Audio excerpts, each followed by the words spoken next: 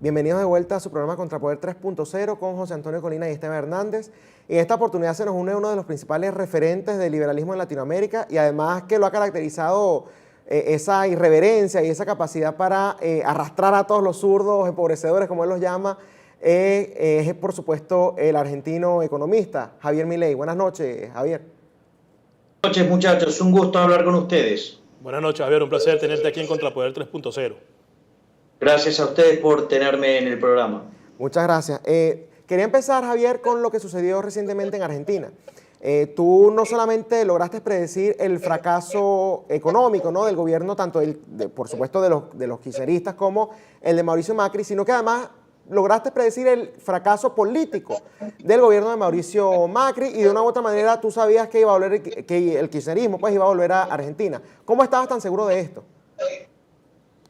Mirá, la realidad es que era bastante predecible el fracaso del gobierno de Macri, porque más bien optó por una opción gradualista y todos los programas económicos gradualistas en Argentina terminaron mal.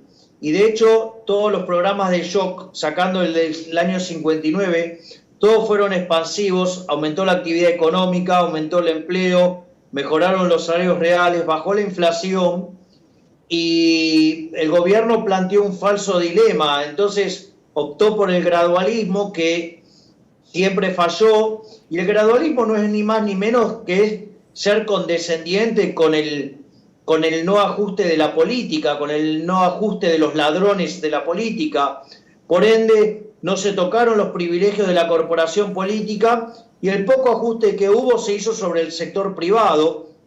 Y cuando vos castigás al que genera riqueza y premiás a los parásitos del Estado, bueno, el resultado es una economía que va camino a un default y si todo continúa con lo que se está haciendo, probablemente hasta tenga una hiperinflación y nos encontremos frente a la peor crisis de la historia económica argentina. ¿Y tú votaste por algún candidato en estas elecciones, Javier, o decidiste abstenerte?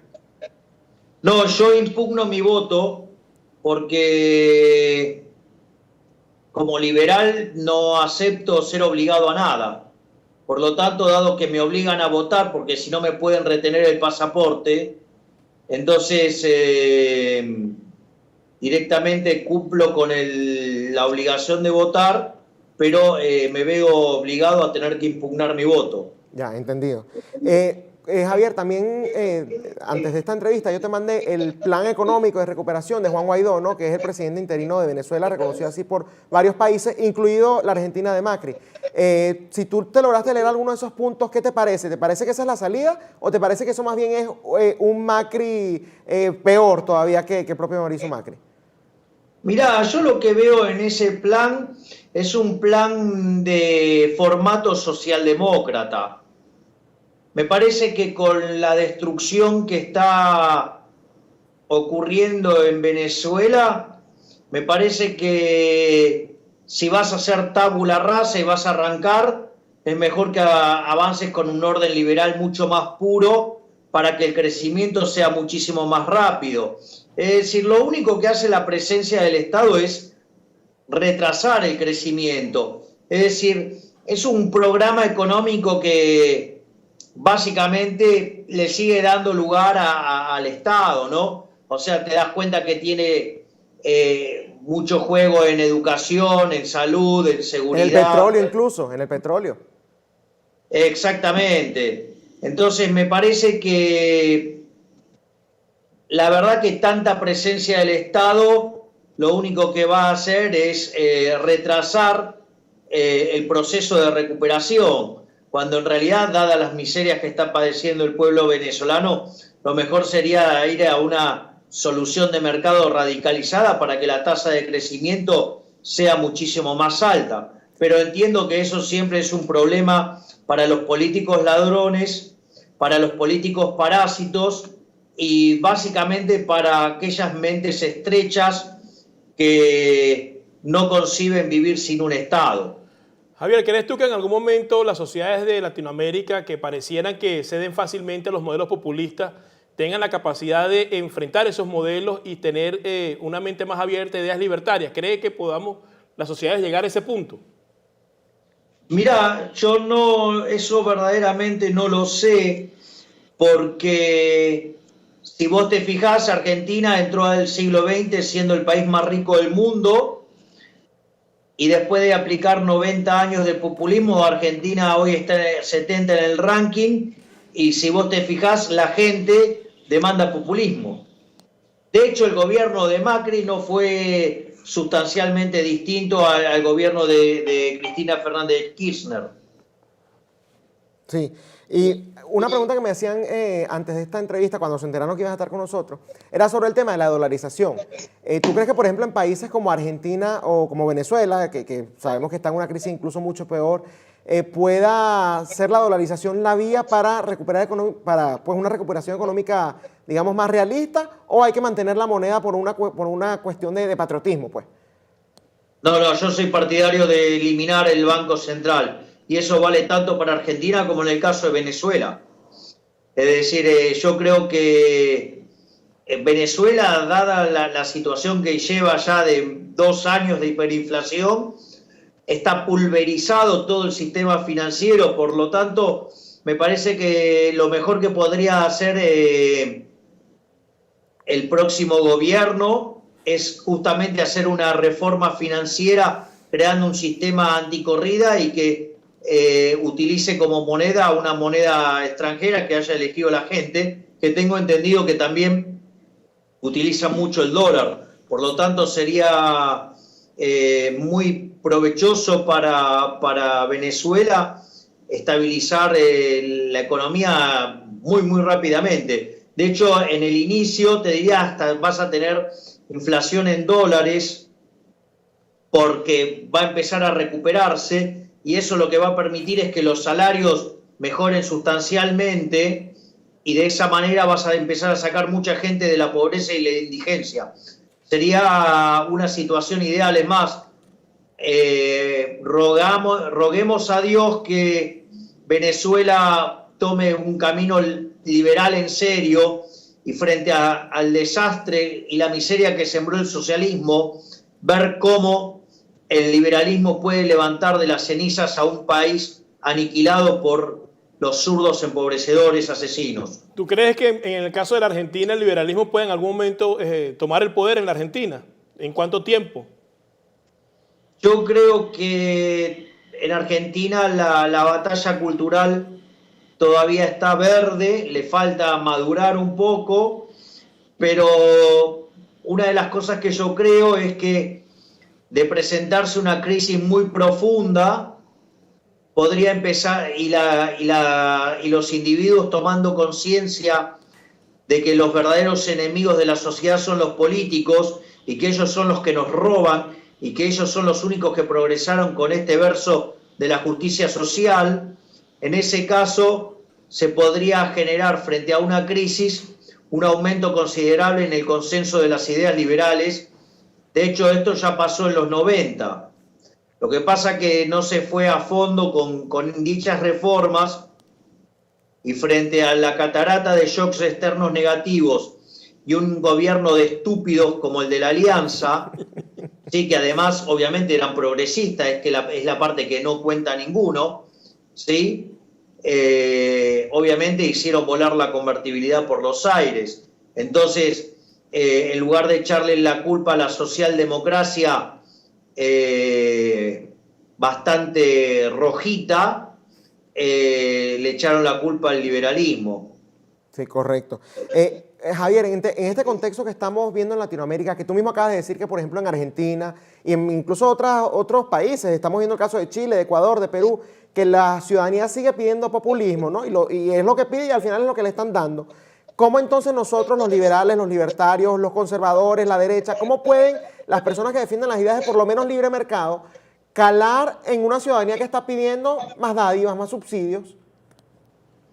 Bueno, ahí una de las cosas que yo creo que es clave en el debate, y eso yo lo he planteado en distintas conferencias, algunas tienen el nombre de la estruendosa superioridad del capitalismo, es que la batalla no alcanza si solo se remite a lo cuantitativo. La batalla incluye demostrar que no solo el sistema es más productivo, sino que hay que demostrar que además el sistema es justo y es ética y moralmente superior al socialismo. Y que cuando se reclama por la justicia social, hay que enrostrarle en la cara a la gente que eso es fruto de la envidia, del odio, del resentimiento, ¿sí? Que implica un robo, que implica un trato desigual frente a la ley. Exponerlo frente a los valores repugnantes que implica la mierda del socialismo. Javier, ¿tú crees que sería viable que todas las personas que tienen ideas liberales o que tienen ideas libertarias, conservadoras, pudieran agruparse como una especie de un frente donde haya representantes de cada país y de esta manera un poco contrarrestar el Foro de Sao Paulo y también fortalecer un camino para la toma del poder en los diferentes países de América Latina?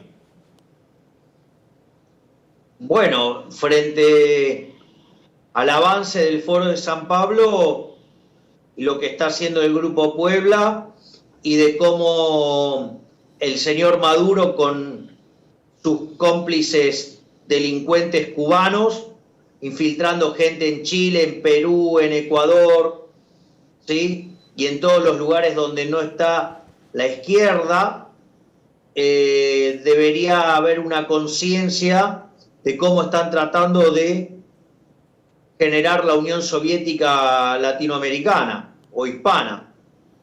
Claro. Pero tú ves posible, por ejemplo, hacerle esa contraparte, volviendo a la pregunta que hacía Colina, una contraparte en una especie de bloque internacional para hacer una especie de antiforo de Sao Paulo, en donde formen, digamos, parte de gente como tú, otros referentes del liberalismo en la región.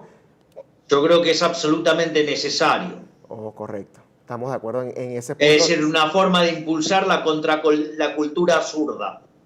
No, sin duda. De hecho, cuando hemos hablado con jóvenes que tienen estas ideas, jóvenes tanto en Venezuela como en otros países, se ha planteado, había que buscar la manera de materializarlo, porque esa es una de las grandes fallas que yo veo que podemos tener a nivel regional, que no hay unión realmente entre los factores que tienen unas ideas libertarias como tal. Sí, y ya para ir culminando un poco, Milei, ¿cuál es el pronóstico, por lo menos en el corto y mediano plazo, para la Argentina? La situación, evidentemente, con este nuevo gobierno, asumo yo que va a empeorar muchísimo, pero ¿podrá Argentina salir de este foso o va a seguir en esa dirección hasta llegar a un punto como el de Venezuela? Yo creo que Argentina se encamina a la peor crisis de su historia.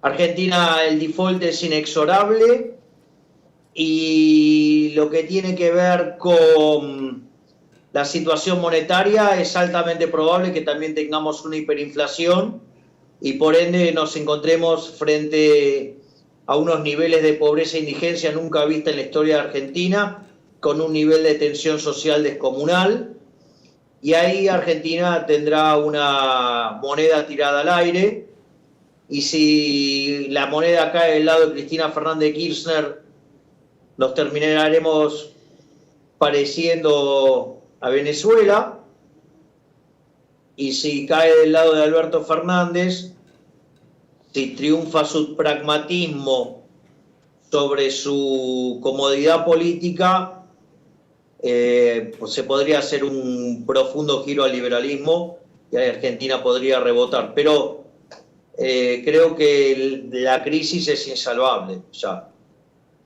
Entendido. Y por supuesto, antes de despedirnos, Milei, que ya se nos acabó el tiempo, me gustaría que le dijeras a nuestra audiencia esa famosa frase tuya que tanto retumba en todas tus conferencias y en todos los medios. Por favor, adelante. ¿Cuáles de ellas? La que viva algo. No es que viva Kirchner. ¡Viva no la es libertad, carajo! Así es, que viva la libertad. Eso era lo que quería. Muchas gracias, Javier Milei, por haber participado en Contrapoder 3.0. De verdad, muy agradecidos con esta brillante intervención, como siempre. Y yo pienso que esos son el tipo de ideas que tenemos que seguir promoviendo en la región. Muchas gracias, Javier. Gracias, Javier. Muchas gracias por este contacto. Y les mando un abrazo grande y que Dios los bendiga. Amén. Amén. Y a ti también, que Dios bendiga te bendiga a ti y a todos los que luchan por una Argentina libre de esos zurdos, de esos comunistas. Les puedo recomendar una conferencia. Sí, cómo no, adelante. Que se llama Anarquía, Dios y el Papa Francisco, de Jesús Huerta del Soto. y muestra que Dios es libertario. Ah, perfecto. No cabe duda de eso. Sin La duda gente alguna, que es justa no puede ser de izquierda. Así es correcto, así es. Muchas Exacto. gracias, Javier. Es más, no solo eso, da citas concretas del Antiguo Testamento y del Nuevo Testamento donde demuestra que el Estado es la invención del maligno. Por eso nunca funciona bien, por eso siempre genera tanto daño y tanta muerte y tanta pobreza. Mientras que cuando se aplica el sistema de libre mercado, que es el sistema de Dios, todo prospera. Bueno, es una lucha entre el bien y el mal. Entre el bien y el mal. Y vamos a ver No esa tengan conferencia. duda, muchachos. Eso es así y por eso es que tenemos que estar del lado del bien para lograr que todas nuestras sociedades estén en beneficio y en bienestar como debe ser. Muchas gracias, Javier, por este contacto. Muchas gracias por esta excelente entrevista. Es un referente importante en América Latina de ideas libertarias y bueno, para nosotros es un honor haberlo tenido en Contrapoder 3.0. Será hasta mañana cuando tengamos más de este espacio aquí en Contrapoder 3.0, el programa de la juventud, el programa de la derecha y también el programa de las ideas conservadoras y libertarias. Hasta mañana. Este programa fue presentado por John de la Vega, abogado de inmigración.